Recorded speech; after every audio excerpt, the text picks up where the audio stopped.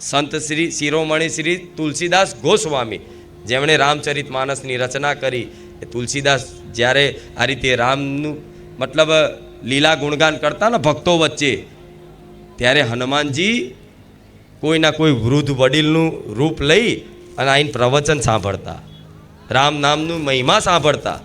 તો શું મારા ધામમાં હનુમાનજી નહીં આવતા હોય એમ માનો તમે? ઘણા દેવી દેવતા હશે એટલે આ પાવન લાગે છે.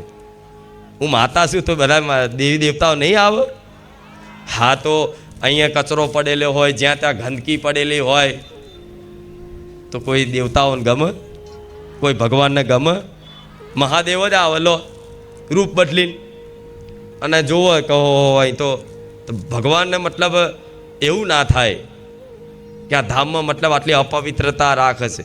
કેમ કે હું તમારું સન્માન મારા ભક્તો, મારા ભગવાન સુધી પહોંચાડવા માગું છું કે જોઈ લો મારા ભગવાન, મારા ભક્તો આવા છે,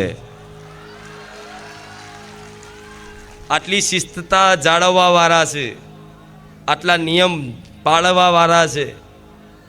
આ બધું ભેગું થઈને બતાવીશ મારા રામને, મારા મહાદેવને કે જો આ મારા ભક્તો છે, અહીં કચરોય નહીં પડવા દેતા.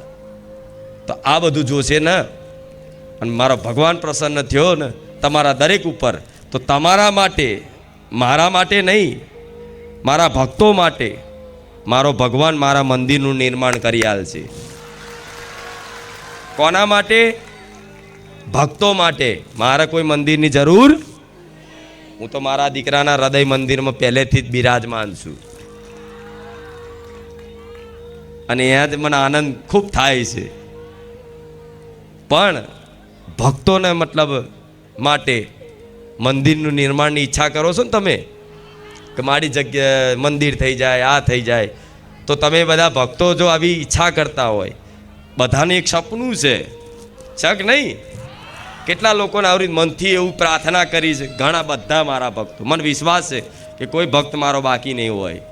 પણ આ તમારી અરજી મેં સાંભળી લીધી છે, પણ આ અરજીને પૂરી કરવા માટે મારા ભક્તોને બતાવવું તો પડશે મારા ભગવાનને કે જો બારેજા ધામના સેવકો આવા છે, બારેજા ધામના ભક્તો આવા છે, કે હે રામ જોજો હવે.